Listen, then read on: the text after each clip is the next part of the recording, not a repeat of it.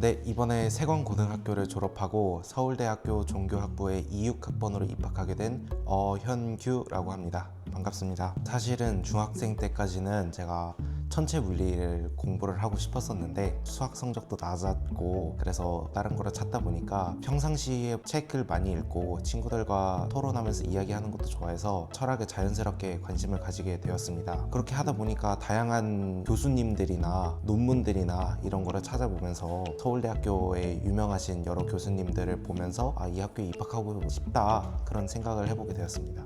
1차 발표 날이 수능 날이었었는데 수능 끝나고 딱 나오니까 아버지가 귓속말로 담임 선생님에게서 1차를 합격했다고 알려주셔가지고 그때 엄청 기분이 좋았었고요. 왜냐면은 1차는 떨어질 줄 알았거든요. 면접에는 좀 자신이 있었어서 1차를 붙여주면은 2차까지 그냥 가볍게 붙겠다는 그런 생각이 있었는데 다행히도 이제 2차까지 붙어서 2차 발표 확인했을 때는 1차보다는 조금 덜 떨렸었던 것 같아요. 1학년 2학기 때 제가 3.09 상상도 못한 점수가 나왔어가지고 이대로 살면은 대학을 못 가겠다 생각이 들어서 다방면으로 변하려고 노력을 했었습니다. 핸드폰이나 전자기기 관련해서 제가 스스로 통제를 못하는 아이다 라고 생각을 했었기 때문에 부모님한테 부탁을 드려서 핸드폰은 전화하고 문자만 되는 폰으로 바꾸고 태블릿으로는 인강이나 카톡이나 이런 거를 해야 되는데 그렇다가는 또 태블릿으로 딴짓을 할 수도 있었기 때문에 어린 애들한테 시키는 핸드폰 제한 어플리케이션 있잖아요. 그거를 부모님한테 해달라 그랬어요. 하루에 딱 1시간 반만 놀고 나머지는 공부를 하겠다. 그래서 저 스스로 제한을 좀 많이 걸었었죠. 그 이후로 좀 성적도 오르고 괜찮아진 것 같아요. 그 1시간 반은 부족하지 않았어요? 좀 많이 부족했죠. 그래서 제가 스스로 제한을 걸었음에도 제가 그거를 좀 뚫으려고 여러 가지 노력을 했었습니다. 허용된 앱은 시간을 안 치고 허용이 안 된 앱만 시간을 치는 그런 거였는데 인강 사이트가 허락이 돼 있었거든요. 공부는 하기 싫은데 제한 시간이 다 차가지고 어쩔 수 없을 때는 인강 사이트에 들어가서 세계사 강의나 윤리 강의나 그런 거를 들으면은 조금 재밌거든요. 그런 걸로 재미를 간간히 해소하는 그렇게 좀 살았었습니다. 수시가 크게 2개 전형이 있는데요. 서울대학교는 내신으로만 가는 전형이 있고 저는 이제 일반 전형으로 입학을 했는데 일반 전형 같은 경우에 높은 내신대를 요구하지 않는 대신에 다양한 생기부 활동이나 면접 활동이 관건이 되는 전형인데 저는 그 점에서 다른 특목고 학생들과 경쟁력이 있었다고 판단을 해서 서울대학교가 붙여준 것 같습니다. 책을 많이 읽는 게 제일 큰 도움이 되었고요. 유튜브 보는 거를 좋아하는데 유튜브 채널 중에서 많이 보는 채널이 이제 교수님들이 나와서 이야기하는 채널이나 학문적 주제에 관해서 좀 쉽게 풀어주는 채널들을 많이 봤었는데요. 그거하고 책을 읽은 게 같이 도움이 되고 궁금한 게 있으면 제가 찾아보고 깊게 탐구하고 보고서를 내서 생기부에 넣다 보니까 좋은 경쟁력을 갖추게 된 것 같습니다. 저희 학교에서도 저보다 내신이 좀 좋았던 애들인데 자기 생각에는 그 내신이 마음에 들지 않고 갈 수 있는 학교가 없다고 생각해서 결국에는 수시를 완전히 버리고 정시로 가서 결국에는 재수까지 하고 있는 친구들이 몇 명 있는데요. 그러지 마시고 자기 자신을 믿고 수시는 6장 쓰니까 한두 장 정도는 낭만으로 지원을 해도 괜찮을 것 같다. 천운이 따라준다면 또 붙여주겠죠. 세권고 아이디로 DBPI에 들어가서 유료 논문들도 공짜로 볼 수가 있었어요. 그런 도움을 좀 많이 받았었고요. 서울대 저희 전형 같은 경우에는 면접이 비중이 50%라 면접 비중이 많이 중요한데 충청북도 교육청에서 모의 면접 프로그램을 3번 정도 한 적이 있어요. 그게 저는 도움이 많이 됐던 것 같습니다.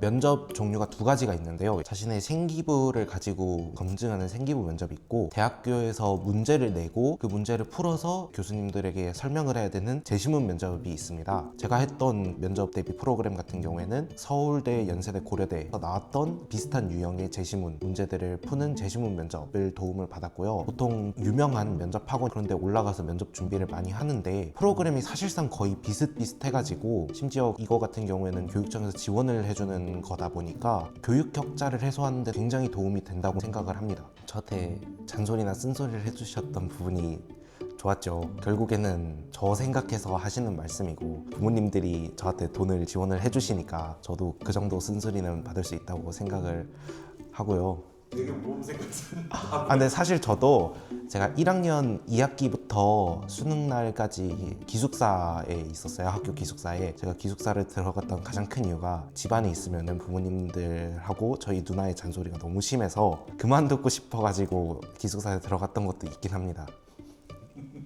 근데 좋았던 어머님의 모습은 잔소리다. 이제 다 끝나고 돌아보니까 이제 좋았던 거죠. 훗날. 네. 그때는 당연히 싫었죠. 요즘 학생들이 학생이시잖아요. 네. 제가 약간 그 꼰대 기질이 있습니다. 오케이. 점권이에요, 점권. 저는 책을 좀 많이 읽었었거든요. 근데 요즘 학생들 같은 경우에는 책을 읽지를 않고 AI 프로그램을 돌려서 그냥 내용만 알고 그렇게 하는 사람들이 많은데, 저는 좀 다양한 책을 읽고 신문이나 뉴스 같은 것도 많이 봐서 시사에 좀 관심을 가지고 자신의 시각을 넓히는 게 중요하다고 생각을 합니다. 다양한 책을 읽다 보면은 자기가 진짜 좋아하는 게 무엇인지 알 수가 있고 지식의 깊이 또한 깊어져 가지고 깊은 흥미가 생길 수도 있으니까 저는 좀 다양한 책을 읽는 게 중요하다고 생각을 합니다. 고등학생 때는 사실 많이는 못 읽었습니다. 한 달에 한두 권 정도 읽었고 1년에는 한 20권 정도 읽었는데 고등학교 때는 중학생 때는 조금 많이 읽었어요. 또 1년에 한 60권, 70권 정도 읽었던 것 같고, 사실 책을 많이 읽는 것보다는 어느 정도 수준 있는 책을 읽는 게 중요하다고 보는 입장이라 절대적인 책의 읽는 양 자체는 중요하지 않다고 생각합니다. 일단 어렵다고 생각했던 거는 제가 1학년 때 비트겐슈타인의 논리철학 논고를 읽었었는데, 그게 일반적인 책 구성하고는 다르게 AI처럼 써져 있거든요. 막 1번 뭐시기 1.1, 1번의 주석은 뭐시기보다 이렇게 돼 있는데, 저는 그게 일반적인 책 구성하고 굉장히 판이해서 읽기 힘들었고요.